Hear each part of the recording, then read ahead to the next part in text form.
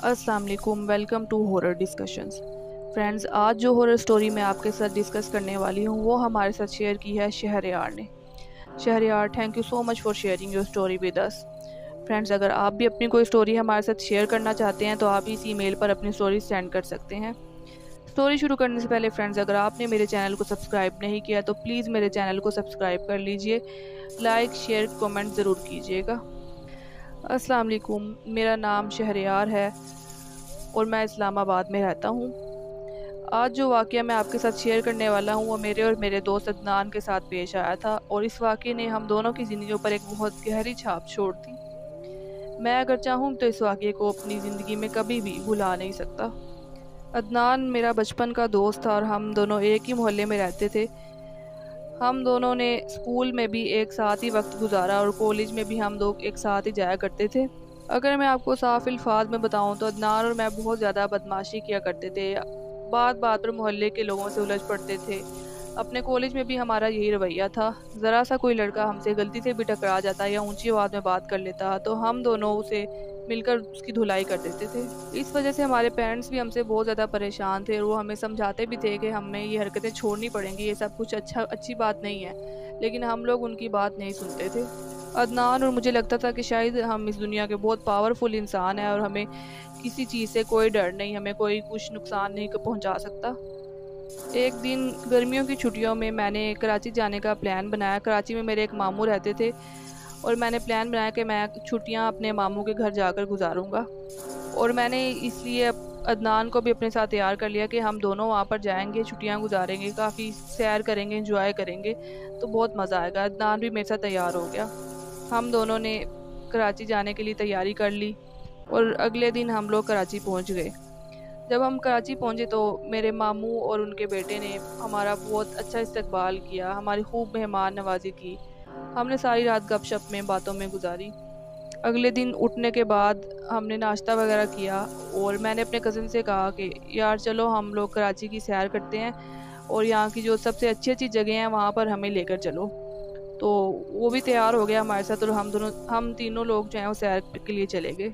कराची में हमारा एक हफ्ते का प्लान था और हमने 3 दिन वहाँ गुजार चुके थे और हमने खूब सैर की, काफ़ी इंजॉय किया, बहुत मौज मस्ती की। अब हमारा जब वापस आने का दिन था उससे एक दिन पहले मैं, अदनान और मेरा कज़न हम तीनों सैर करने के लिए बाहर निकले हुए थे। तो मेरे मामू के घर के थोड़ा सा ही आगे एक जगह थी जहाँ पर क्वार्टर्स बने हुए थे, कुछ बहुत पुराने टूटे फूटे क्वार्टर्स थे। उनकी दीवारें भी काफ़ी हद तक टूटी हुई थी, लेकिन उनका जो एक बाहर का मेन गेट था उस पर एक बहुत बड़ा सा ताला लगा हुआ था। जब हम उन क्वार्टरों के पास से गुजरे तो मेरे कज़न ने मुझे बताया कि शहरयार, ये जो क्वार्टर्स हैं ये हॉन्टेड है, यहाँ पर ना जिन रहते हैं। तो मैं और अदनान एक दूसरे के मुंह की तरफ देखकर हम लोग ना बहुत ज़ोर ज़ोर से हंसने लगे। हमने कहा, अच्छा यहाँ पर जिन रहते हैं, तो तुमने कितनी बार जिन देखे हैं, कितनी बार उनसे मुलाकात की है? तो मेरा कज़न जो था ना वो काफ़ी संजीदा होकर उसने कहा कि शहरयार, ये मजाक करने की बात नहीं, यहाँ पर वाकई जिन रहते हैं और यहाँ पर जो लोग रहते थे उनके साथ बहुत सारे हादसे पेश आए थे जिस वजह से उन्होंने ये क्वार्टर खाली कर दिए थे और अब ये 30 साल से क्वार्टर्स खाली ही पड़े हैं। लेकिन यहाँ से ना बहुत अजीब अजीब सी आवाज़ें आती हैं और अगर कोई रात को गलती से भी यहाँ से इनके पास से गुजर जाए या इनके अंदर चला जाए तो उसके साथ कोई बहुत ख़तरनाक हादसा हो जाता है। तो अदनान मुझसे कहने लगा, शहरयार चलो आओ हम ना इन क्वार्टर के अंदर जाके देखते हैं कौन से जिन है, हम भी ज़रा उनसे मुलाकात कर लें, उनको हम बताते हैं कि हम इस्लामाबाद से आए हैं स्पेशल आपको मिलने। और हम दोनों ऊंची ऊंची हंसने लग जाते हैं। तो मेरा जो कज़न था उसने मुझे कहा कि शहरयार, ये मजाक करने वाली बिल्कुल बात नहीं है, तुम लोग इसको मजाक समझ रहे हो, ये एक सीरियस बात है और तुम लोग यहाँ पर ना जाने की सोचना भी ना। तो हम दोनों, अदनान और मैं, अपने कज़न का मजाक उड़ाते हुए हम घर तक वापस आ गए। हमने सारे रास्ते उसका खूब मजाक उड़ाया। अब घर वापस आने के बाद जब हम सोने के लिए अपने बिस्तर पर आए तो अदनान ने मुझसे कहा, यार शहरयार, मुझे ना बहुत क्यूरियोसिटी हो रही, मेरा दिल चाह रहा है मैं ना उन क्वार्टर में जाऊं और जाकर वहाँ पे देखूं कौन से जिन्नात वहाँ पर रहते हैं। तो मैंने अदनान से कहा कि यार ये जिन्नात विनात कुछ नहीं है, ऐसे ये सब ना अफवाहें फैलाई हुई हैं लोगों ने ताकि वहाँ के आसपास के लोग वहाँ पर जाएं ना और सब लोग डरें। तो ऐसा नहीं होता कि वहाँ पर जिन्नात आके रहते हैं, ये सब अफवाहें हैं। तो फिर हम दोनों ने एक प्लान बनाया कि सुबह जब हम वापसी के लिए स्टेशन पर जाएंगे तो हम घर से 1 घंटा पहले निकल जाएंगे और यहाँ से हम सीधा उसको उन क्वार्टरों में जाएंगे। पहले हम उन क्वार्टरों में जाकर देखेंगे और वहाँ पर अच्छी तरह से वीडियो वगैरह भी बनाएंगे ताकि हम लोगों को दिखा सकेंगे ये देखो भाई यहाँ पर कोई जिन वगैरह नहीं रहते, सब झूठी अफवाहें फैलाई हुई हैं। और उसके बाद जो है हम अपने घर वापस चले जाएंगे। हम लोगों ने ऐसा ही किया और हम लोग जब सुबह उठे तो मेरे मामू और मेरा कज़न वो भी हमारे साथ जाने के लिए तैयार हो गए। उन्होंने कहा कि हम तुम्हें रेलवे स्टेशन तक छोड़ के आते हैं। तो अदनान मेरी तरफ देखने लग गया, तो मैंने कहा नहीं नहीं मामू, हम लोग खुद चले जाएंगे। असल में हमारे एक फ्रेंड की कॉल आई थी, वो भी कराची आया हुआ है, तो हमने उसे मिलते हुए वापस जाना है, तो इसलिए हम घर से जल्दी निकल रहे हैं। तो मामू ने कहा चलो ठीक है बेटा, बट ध्यान से जाना। हम लोग मामू के घर से निकले और हम लोग सीधा उन क्वार्टरों में जाकर पहुँचे। अब उन क्वार्टरों की जो साइडों पे दीवारें वगैरह होती हैं वो काफ़ी ज़्यादा टूटी हुई दीवारें थी, वहाँ से हम आसानी से अंदर जा सकते थे। तो मैं और अदनान हम दोनों दीवार पर लांघकर उन क्वार्टरों के अंदर चले गए। अब हम जैसे ही उन क्वार्टरों के अंदर गए तो हमें एक बहुत गंदी सी स्मेल आई, जैसे यहाँ पे कोई जानवर बहुत अरसे से मरा पड़ा हो। और हम लोग ने अपने नाक बंद कर लिए। तो मैंने अदनान से कहा कि अदनान इतनी गंदी स्मेल आ रही है यार, चलो यहाँ से वापस चलते हैं। तो अदनान ने कहा शहरयार अपना नाक बंद कर लो, लेकिन अब हम अंदर आ ही गए हैं तो हम थोड़ी सी और आगे देखते हैं कि यहाँ पर है क्या। तो जब हम अंदर गए तो अंदर जो सारे क्वार्टर्स थे, जो रूम्स वगैरह बने होते हैं, उन सब पे लॉक था और वहाँ पे फुल अंधेरा था। तो अदनान ने अपनी मोबाइल की लाइट ऑन कर ली। हम लोग जैसे ही एक रूम में गए जहाँ पर लॉक नहीं लगा हुआ था, वो खुला हुआ था, तो हमने उसका जो दरवाज़ा ओपन किया तो उसमें से बहुत सारी चिमगादड़ें हम पे हमला कर दिया उन्होंने। तो हम दोनों डर गए बहुत ज़्यादा और मैं तो अब अंदर अंदर काफ़ी ज़्यादा डरने लग गया था। मैंने अदनान को कहा यार मुझे वाकई में डर लगने लग गया, चलो हम यहाँ से वापस चलते हैं। अदनान ने मुझसे कहा कि चलो थोड़ा सा और आगे देखते हैं और उसके बाद हम वापस चले जाएंगे। अभी हम थोड़ा सा और आगे गए, हमने देखा वहाँ पर कुछ भी नहीं था, सब गंद काफ़ी पड़ा हुआ था, काफ़ी रैग्स वगैरह थे वहाँ पर, लेकिन वहाँ पर कोई जिन वगैरह हमें नज़र नहीं आया। तो अदनान जो है उस जगह पर अपना मोबाइल ओपन करके वो वीडियो बनाना शुरू कर दिया। उसने मुझसे कहा कि हम ना इस जगह की वीडियो बना लेते हैं और हम इंटरनेट पे वायरल कर देंगे कि यहाँ पे ना कुछ जिन्नात वगैरह रहते हैं, तो हमारे देखना बहुत ज़्यादा व्यूज़ आएंगे। तो मैंने कहा ठीक है, और हम दोनों वहाँ पर वीडियो वगैरह बनाने लगे। हमने काफ़ी देर वहाँ पर लगा दी, तकरीबन आधा घंटा गुजर गया वहीं पे। उसके बाद हम लोग वहाँ से निकले और हम लोग रेलवे स्टेशन गए और ट्रेन पर बैठ के वापस अपने घर आ गए। जब हम घर आए तो हम दोनों बहुत ज़्यादा थकावट महसूस कर रहे थे। तो मैंने अदनान से कहा चल यार अब तू अपने घर जा और मैं भी जाता हूँ और हम दोनों आराम करते हैं। हम दोनों अपने अपने घरों में चले गए। अब जब मैं आकर लेटा तो मेरी बॉडी में बहुत ज़्यादा अजीब सी पेन हो रही थी, अजीब सी थकावट, मेरे कंधे बहुत भारी हो रहे थे। तो मैंने सोचा इस सफ़र की वजह से ही सब कुछ हो रहा होगा। तो मैंने पानी वगैरह पिया, चाय वगैरह पी और उसके बाद मैं अपने रूम में जाके लेट गया और थोड़ी देर में मुझे नींद आ गई। अब जब मुझे नींद आई तो उसके तकरीबन 2 से 3 घंटे के बाद मैंने ख्वाब देखा कि मेरे बेड की जो लेफ़्ट साइड है वहाँ पर 2 आदमी खड़े हैं और वो उनकी शक्लें बहुत भयानक है, बहुत ही ख़तरनाक शक्लें हैं।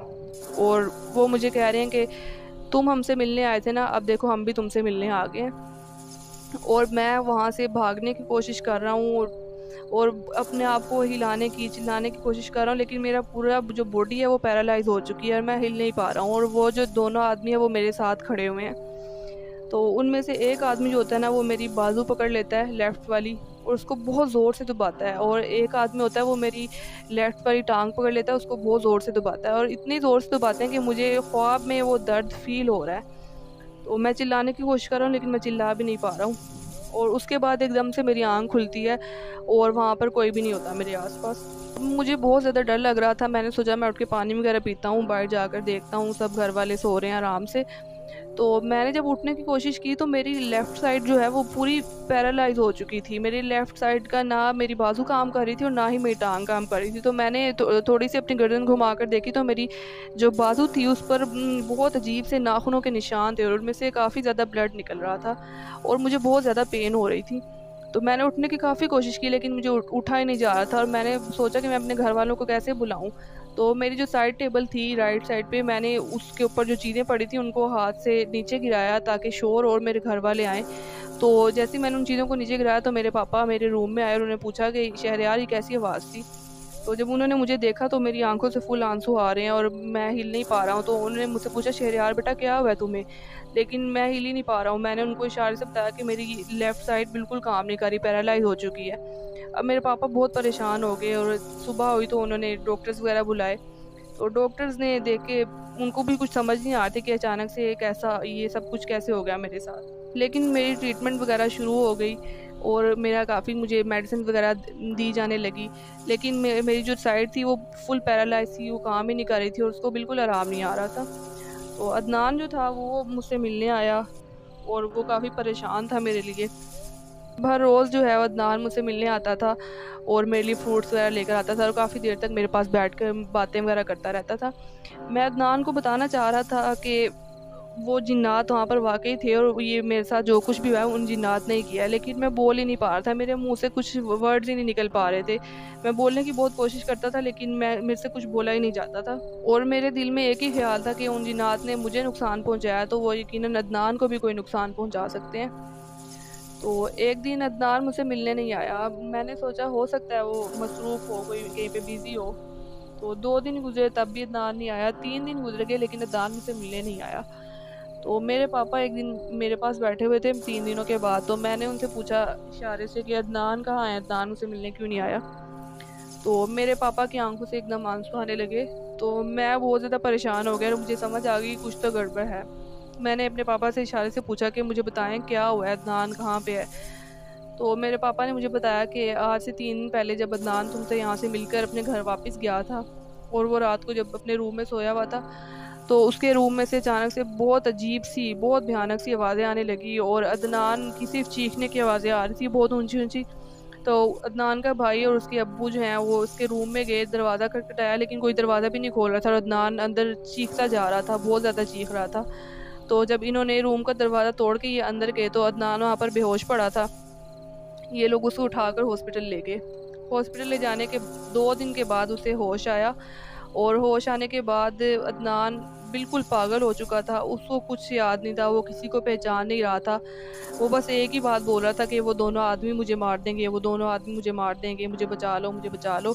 बस वो इसने यही एक रट लगाई हुई थी। उसके अलावा वो ना अपने पेरेंट्स को पहचान रहा था, अपने भाई को पहचान रहा था, वो किसी को पहचान नहीं रहा और उसकी हालत बहुत ज़्यादा ख़राब है। वो बिल्कुल पागल हो गया। तो जब मैंने ये सुना तो मेरे तो रोंगटे खड़े हो गए। मुझे ऐसे लगा जैसे मेरी सांसें उखड़ने लगी हैं, मेरा दिल अभी बंद हो जाएगा और मैं समझ गया था कि वो 2 आदमी जिनकी अदनान बात कर रहा है वो ही जिन्नात हैं। मैं अदनान के लिए बहुत ज़्यादा परेशान हो गया लेकिन मैं खुद भी, मेरी कंडीशन ऐसी थी कि मैं उसके लिए कुछ नहीं कर सकता था। बस मैं अपने उस फैसले पर पछता रहा था जब हम दोनों उस क्वार्टर के अंदर गए थे। काश मैंने अदनान को रोक लिया होता और मैं खुद भी बाज आ गया होता तो हमारे साथ आज ये सब कुछ ना होता। आज इस वाक़ये को तकरीबन 4 से 5 साल हो गए हैं और मेरी तबीयत अब काफ़ी हद तक बेहतर है। मेरी जो पैरालाइज़ था वो काफ़ी हद तक कम हो गया है। मैं अब अपनी बाजू को भी थोड़ा-थोड़ा मूव कर पाता हूँ, अपनी टाँग को भी, और मैं अच्छी ख़ासी बात भी कर लेता हूँ, मेरे से बोला भी जाता है अब। और मुझे उम्मीद है कि और मज़ीद 1-2 सालों में मैं बिल्कुल ठीक हो जाऊँगा। लेकिन अदनान की हालत अभी भी बिल्कुल वैसी है। वो अपने रूम में बस एक कोने पे बैठा रहता है और कुछ ना कुछ बड़बड़ाता रहता है और वो किसी को नहीं पहचानता है। मैं भी उससे मिलने गया था, वो मुझे भी नहीं पहचान रहा था और मैंने जब उसकी हालत देखी तो मुझसे बर्दाश्त नहीं हुई। मेरे दोस्त की हालत बहुत ज़्यादा ख़राब है। मैंने ये स्टोरी आप लोगों के साथ सिर्फ इस वजह से शेयर किया है कि अगर आपको भी कभी किसी ऐसी जगह के बारे में पता चले तो प्लीज़ इस बात पर यकीन करें, जिन्नात वाक़ई होते हैं और ये अगर नुकसान पहुँचाने पर आएँ तो ये बहुत बुरा नुकसान पहुँचाते हैं। आपकी पूरी ज़िंदगी भी बर्बाद कर सकते हैं, आपकी जान भी ले सकते हैं। और प्लीज़ मेरे दोस्त अदनान के लिए बहुत ज़्यादा दुआ करें कि वो जल्द से जल्द ठीक हो जाए, अपनी पुरानी ज़िंदगी में वापस आ जाए। जी, तो फ्रेंड्स ये थी हमारी आज की स्टोरी। बहुत ही ज़्यादा खौफनाक और बहुत ही ज़्यादा इमोशनल स्टोरी थी। फ्रेंड्स, अगर आप भी हमारे साथ अपनी कोई ऐसी स्टोरी शेयर करना चाहते हैं तो हमारे इसी मेल पर अपनी स्टोरी शेयर कर सकते हैं। अगर वीडियो पसंद आई हो तो लाइक, शेयर एंड कमेंट करना मत भूलिएगा और मेरे चैनल को भी ज़रूर सब्सक्राइब कर लीजिए। अब फ्रेंड्स, हम मिलेंगे कल किसी नई स्टोरी के साथ। तब तक के लिए अल्लाह हाफ़िज़।